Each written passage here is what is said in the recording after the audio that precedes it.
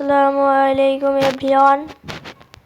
Back to my channel Tasteline Gaming and Video channel আপনাদের স্বাগতম। আজকে আমরা ক্লাস 8 এর বাংলা সাহিত্য কোণা 2025 পড়ব। বাংলা বই পড়ব। তো আমরা এখানে আজ দ্বিতীয় অধ্যায় পড়ব। দ্বিতীয় অধ্যায়। তো দ্বিতীয় অধ্যায়ে আমাদের রয়েছে ভাব ও কাজ। ঠিক আছে, লিখেছেন কাজী নজরুল ইসলাম। হ্যাঁ, তো আমরা এখন দ্বিতীয় অধ্যায় পড়ব ভাব ও কাজ। ঠিক আছে, আমাদের দ্বিতীয় অধ্যায় এই যে আমাদের দ্বিতীয় অধ্যায়। দ্বিতীয় অধ্যায় লিখেছেন কাজী নজরুল ইসলাম। আমরা এখন পড়াটা শুরু করি। ভাব আর কাজের সম্বন্ধটা খুব নিকটবোধ হইলেও আদতে এ জিনিস দুইটাই কিন্তু আসমান জমিন তফাৎ। অর্থাৎ ভাব ও কাজ সম্বন্ধটা খুব নিকট, মানে কাছাকাছি হলেও এদের আকাশ জমিন সমান পার্থক্য রয়েছে, মানে অনেক বড় পার্থক্য রয়েছে। ভাব জিনিসটা হইতেছে পুষ্পবিহীন সৌরভের মতো একটা অবাস্তব উচ্ছ্বাস মাত্র। তাই বলিয়া কাজ মানে যে সৌরবিহীন পুষ্প হইয়া যেন কেহ মনে করিয়া না বসেন। কাজ জিনিসটাই ভাবকে রূপ দেয়, ইহা সম্পূর্ণভাবে বস্তু জগতের।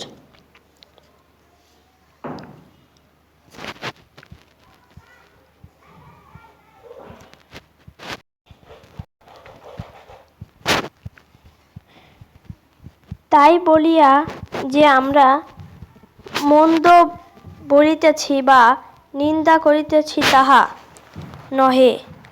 ভাব জিনিসটা খুবই ভালো। মানুষকে কবজায় আনিবার জন্য তাহার সর্বাপেক্ষা কোমল জায়গায় ছোঁয়া দিয়া তাহাকে মাতাইয়া না তুলিতে পারিলে তাহার দ্বারা কোনো কাজ করানো যায় না। বিশেষ করিয়া আমাদের এই ভাব পাগল দেশে। কিন্তু শুধু ভাব লইয়া থাকিব, লোককে শুধু কথায় মাতিয়া মশগুল করিয়া রাখিব,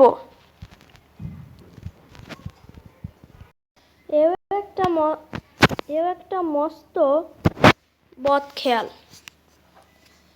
এই ভাবকে কার্যের দাসরূপে নিয়োগ করিতে না পারিলে ভাবের কোনো সার্থকতাই থাকে না। তাহা ছাড়া ভাব দিয়া লোককে মাতাইয়া তুলিতে যদি সেই সময় গরমাগরম কার্যসিদ্ধি করিয়া লওয়া না হয়, তাহা হইলে পরে সে ভাববেশ কর্পূরের মতো উড়িয়া যায়। অবশ্যই এখানে কার্যসিদ্ধি মানে স্বার্থসিদ্ধি নয়। যিনি ভাবের বাঁশি বাজাইয়া জনগণকে নাচাইবেন, তাহাকে নিঃস্বার্থ ত্যাগী ঋষি হইতে হবে। তিনি লোকদিকের সূক্ষ্ম অনুভূতি বা ভাবকে জাগাইয়া তুলিবেন মানুষের কল্যাণের জন্য, নিজের স্বার্থসিদ্ধির জন্য নয়। তাহাকে একটা খুব মহত্তর উদ্দেশ্য ও কল্যাণ কামনা করিয়া লইয়া ভাবের বন্যা বয়াইতে হইবে, নতুবা বানভাসির পর পল্লী পড়ার মতো সাধারণে সমস্ত উৎসাহ ও প্রাণ একেবারে কাদা ঢাকা পড়িয়া যাইবে। এজন্য কেহ কেহ বলেন যে লোকের কোমল অনুভূতিতে ঘা দেওয়া পাপ। কেননা অনেক সময় অনুপযুক্তা প্রযুক্ত হইতে সুফল না ফেলিয়া কুফলই ফলে।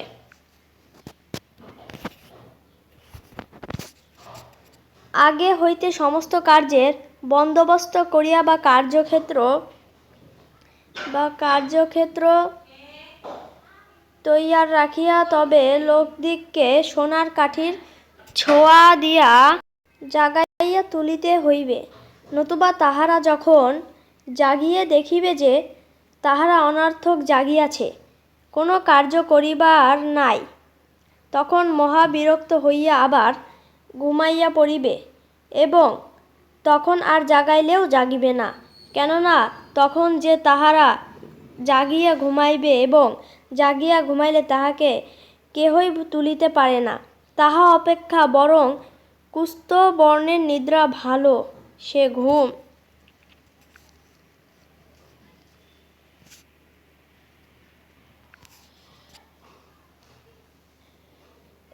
ঘুম ঢোল কাশি বাজাইয়া ভাঙানো বিচিত্র নয়, এ কথাটা একটা মস্ত সত্যি, তাহা একদিন আমরা ঠেকিয়া শিখাইয়াছি।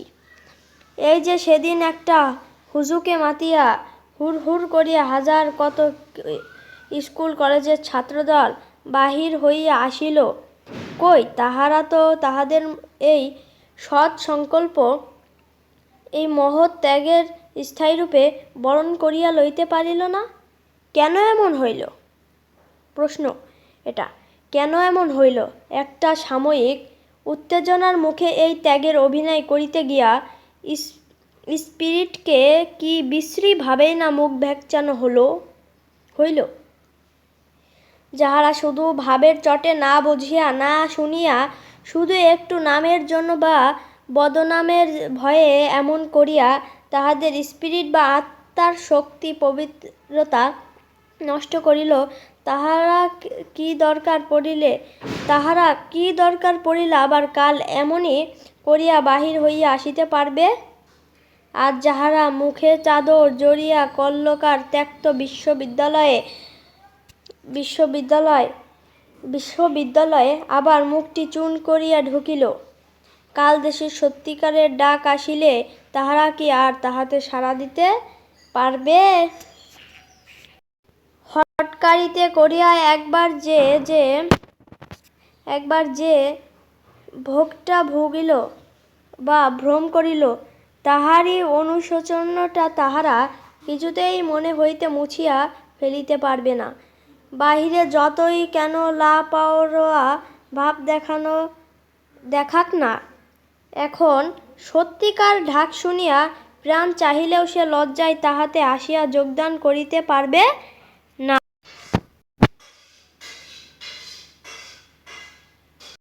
এইরূপে আমরা আমাদের দেশের প্রাণশক্তি এই তরুণদের স্পিরিটটাকে কুব্যহারে আনিয়া মঙ্গলের নামে দেশের মহাস্ক্রতা সাধনই করিতেছি নাকি? রাখিবার কথা নয়। এখন ইহা রীতিমতো বিবেচনা সাপেক্ষ। আমাদের এ আসা ভরসাস্থল ও যুবকগণ এত দুর্বল হইল কিরূপে, বা এমন কাপুরুষের মতো ব্যবহারই বা করিল কেন? সে কি আমাদের দোষে নয়? সাপ লইয়া খেলা করিতে গেলে তাহাকে দস্তর মতো সাপুড়ে হওয়া চাই, শুধু একটু বাঁশি বাজাইতেই পারিলে চলবে না। আর যদি সত্যিকার কর্মী থাকিত দেশে, তাহা হইলে এমন সুবর্ণ সুযোগ মাঝমাঠে মারা যাইত না। ত্যাগী অনেক আছেন দেশে, কিন্তু ধর্মীর অভাবে বা তথাকথিত কর্মী না অভিহিত লোকদের সত্য সাধনার অভাবে তাহারা কোনো ভালো কাজ আর কোনো অর্থ দিতে চাহে না, বা অন্য কোনরূপ ত্যাগ স্বীকার করতেও রাজি নন। এ করিয়া হইবেন, তাহারা তাহাদের চোখের সামনে দেখিতেছেন যে কত লোকের মতো মাথার ঘাম পায়ে ফেলার জন্য দেশের নামে আদায় করিয়া বাজে লোক নিজেদের উদর পূর্ণ করিতেছে। যাহারা সত্যিকার দেশকর্মী সে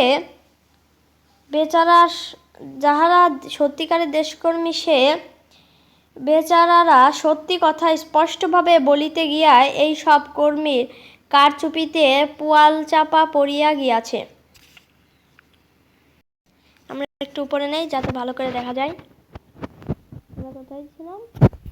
কারচুপিতে পুয়ালচাপা পড়িয়া গিয়াছে। আচ্ছা,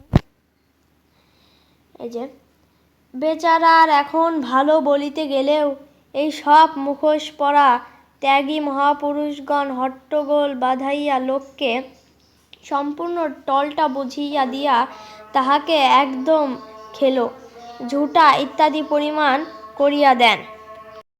সহজ সাধারণ জনগণের সরল মন এসব না ধরিতে পাবার দরুন তাহাদের মন অতি অল্পেই ওই সত্যিকার কর্মীদের বিরুদ্ধে বিষাইয়া ওঠে।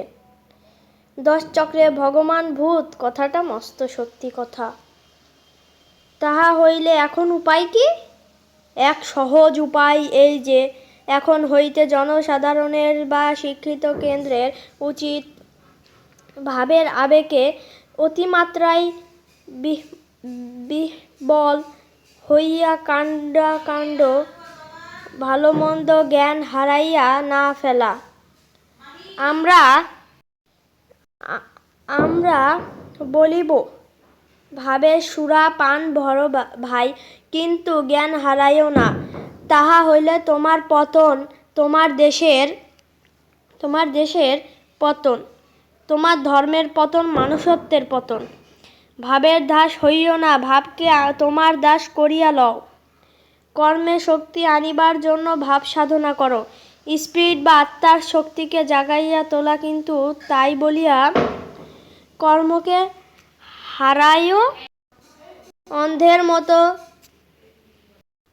অন্ধের মতো কিছু না বুঝিয়া না শুনিয়া ভেড়ার মতো পিছনে ধরিয়া চলিও না। নিজের বুদ্ধি, নিজের কর্মশক্তিকে জাগিয়া তোলো। তোমার এই ব্যক্তি স্বাতন্ত্র্যই দেশের উন্নতির দিকে, মুক্তির দিকে আগাইয়া লইয়া যাবে। এসব জিনিস ভাব আবিষ্ট হইয়া চক্ষু বুজিয়া হয় না, কোমর বাঁধিয়া কার্যে নামিয়া পড়িতে হইবে এবং নামিবার পূর্বে ভালো করিয়া বুঝিয়া সুজিয়া দেখিয়া লইতে হইবে। হইয়ার ফল কি? শুধু উদ্ম সারের মতো দেয়ালের সঙ্গে গা ঘেঁষড়াইয়া নিজের চামড়া তুলিয়া ফেলা হয় মাত্র। দেয়াল প্রভু কিন্তু দিব্যি দাঁড়াইয়া থাকেন। তোমার বন্ধন ওই সামনের দেওয়ালকে ভাঙিতে হইলে একেবারে তাহার ভিত্তিমূলে শাবল মরিতে হইবে। আবার বলিতেছি, আর ভাবের ঘরে চুরি করিও না। আগে ভালো করিয়া চোখ মেলিয়া দেখো। কার্যের সম্ভাবনা অসম্ভাবনার কথা অগ্রে বিবেচনা করিয়া পরে কার্যে নামিলে তোমার উৎসাহ অনর্থক নষ্ট হইবে না। মনে রাখিও, তোমার স্পিরিট বা আত্মার শক্তিকে অন্যের প্ররোচনায় নষ্ট করিতে তোমার কোনো অধিকার নাই। তাহা পাপ, মহাপাপ। তো গাইস, আমাদের গল্প এখানেই শেষ। আমরা এখন একটু শব্দার্থ পড়ে আসি। হ্যাঁ, শব্দের অর্থ। এই যে প্রথমটা, আসমান মানে আকাশ, জমিন মানে আমরা সবাই জানি মাটি, কবজায় মানে আয়ত্তে আনা, অধিকারে, মশগুল মানে মগ্ন হওয়া, এরকম। বদখেয়াল মানে খারাপ চিন্তা। দাঁত মানে পরিশোধ, দাঁত মানে পরিশোধ বা প্রতিহিংসা, প্রতিশোধ বা প্রতিহিংসা।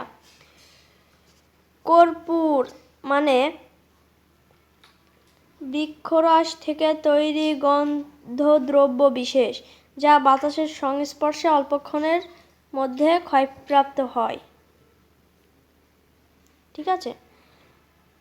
এরপর রশি মানে মুনি যোগে। আমাদের এই কঠিন পড়া লাগবে না, আমরা এই সহজ ভাষায় পড়ব। হ্যাঁ, এরপর আছে বানভাসী মানে বন্যায় ভাসানো, বন্দোবস্ত মানে ব্যবস্থা বা আয়োজন, অনর্থক মানে ব্যর্থ, নিষ্ফল, অকারণ। কুম্ভকর্ণ মানে রামায়ণে বর্ণিত, এটা একটা কিতাব, রামায়ণে বর্ণিত রাবণের ছোট ভাইয়ের নাম। সে সে এক নাগাড়ে 6 মাস ঘুমাতো। এখানে যে ঘুমায় বা সহজে জাগানো যায় না, মানে অর্থাৎ এই গল্পে এই শব্দটি দ্বারা বোঝানো হয়েছে যে ঘুমায় বা সহজে যাকে জাগানো যায় না তাকে কুম্ভকর্ণ বলে বোঝানো হয়েছে। হ্যাঁ, ঠিক আছে। তারপরে হুজুক মানে সাময়িক আন্দোলন, জনরব, গুজব, এগুলো মানে আন্দোলন, গুজব মানে একজনের খারাপ অন্যজনকে বলে দেওয়া, মানে গুজব মানে মিথ্যা কোনো গুজব করা। যেমন যে বলল বাংলাদেশে একটি রোগ ছড়িয়ে পড়েছে, এটা মিথ্যা। কোনো জিনিস ছড়িয়ে দেওয়াকেই গুজব বলে। আচ্ছা, সংকল্প মানে প্রতিজ্ঞা, এটা আমরা 5-এ পড়েছি। সংকল্প না 5-এ না 4-এর জন্য সংকল্প একটা কবিতা ছিল, যেখানে পড়েছি যে সংকল্প মানে প্রতিজ্ঞা। স্পিরিট মানে ইংরেজি স্পিরিট শব্দটির অর্থ উদ্দীপনা, উৎসাহ, শক্তি। এ প্রবন্ধে আত্মার শক্তি, পবিত্রতা, মানে এই গল্পে আত্মার শক্তি, পবিত্রতা বোঝানো হয়েছে স্পিরিট দ্বারা এই গল্পে।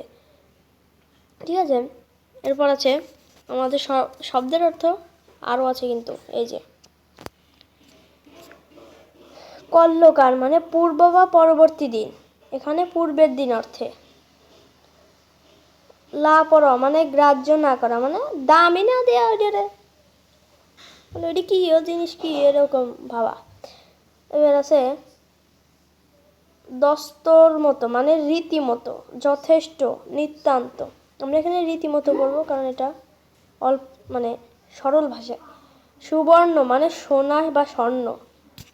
হ্যাঁ, এরপর আছে পুয়াল মানে খড়, মানে পুয়াল মানে খড়। 10 চক্রে ভগবান ভূত মানে 10 জনের চক্রান্তে সাধু ও অসাধু প্রতিপন্ন হতে পারে। বহু লোকের ষড়যন্ত্রে অসম্ভবও সম্ভব হয়। ঠিক আছে, দেখি এরপর কি আছে। এই যে কাণ্ড মানে ন্যায় অন্যায়, ভালো মন্দ। উদ্ম সার মানে বন্ধমুক্ত সার। প্ররোচনা মানে উস্কানি, উত্তেজনা সৃষ্টি ইত্যাদি। আজ আমরা পাঠ পরিচিতি পর্যন্তই পড়ব। ঠিক আছে, তো আমরা আগে পাঠ উদ্দেশ্যটি করে নেই। এই যে পাঠ উদ্দেশ্য। হ্যাঁ, এখন পাঠ উদ্দেশ্য পড়ব। এই প্রবন্ধ পাঠ করে শিক্ষার্থীরা মহৎ কাজের জন্য অনুপ্রাণিত হবে। শুধু ভাবের উচ্ছ্বাসে উদ্বেল হওয়া নয়, ভাবের সঙ্গে পরিকল্পিত কর্মশক্তি ও বাস্তব উদ্যোগের প্রয়োজন সম্পর্কে সচেতন হবে। ঠিক আছে, এখন আমরা পড়ব পাঠ পরিচিতি। এই যে পাঠ পরিচিতি, আমরা এই পর্যন্তই আজকে শেষ করব পাঠ পরিচিতিটা পড়ে। হ্যাঁ, ভাব ও কাজ প্রবন্ধটি নেওয়া হয়েছে যুগবাণী গ্রন্থ থেকে, অর্থাৎ ভাব ও কাজে গল্পটি কাজী নজরুল ইসলামের যুগবাণী গ্রন্থ থেকে নেওয়া আছে। ভাব ও কাজের মধ্যে পার্থক্য অনেক। ওই যে বলেছে ভাব ও কাজের মধ্যে পাহাড় সমান তফাৎ, মানে ভাব ও কাজের মধ্যে পাহাড় সমান পার্থক্য। মানুষকে উদ্বুদ্ধ করার জন্য ভাবের গুরুত্ব অপরিসীম। উদ্বুদ্ধ বলতে মানুষকে জাগিয়ে তোলা কোনো কাজের জন্য, এগুলোই। কিন্তু শুধু ভাব দিয়ে মহৎ কিছু অর্জন করা যায় না। অর্থাৎ তুমি যদি ভাবো যে আমি ডাক্তার হবো, আমি ইঞ্জিনিয়ার হবো, হবে না, কাজেও দেখাতে হবে। তার জন্য কর্মশক্তি এবং সঠিক উদ্যোগের দরকার হয়। ভাবের দ্বারা মানুষকে জাগিয়ে তোলা যায়, কিন্তু যথাযথ পরিকল্পনা ও কাজের স্পৃহা ছাড়া যে কোনো ভালো উদ্যোগ নষ্ট হয়ে যেতে পারে। এ রচনাটিতে লেখক দেশের উন্নতি ও মুক্তি এবং মানুষের কল্যাণের জন্য ভাবের সঙ্গে বাস্তবধর্মী কর্মে তৎপর হওয়ার উপর জোর দিয়েছেন।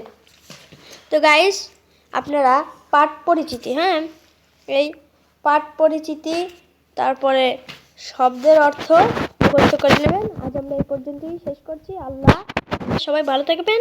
ভিডিও একটি লাইক এবং একটি সাবস্ক্রাইব করে যাবেন। আল্লাহ হাফেজ।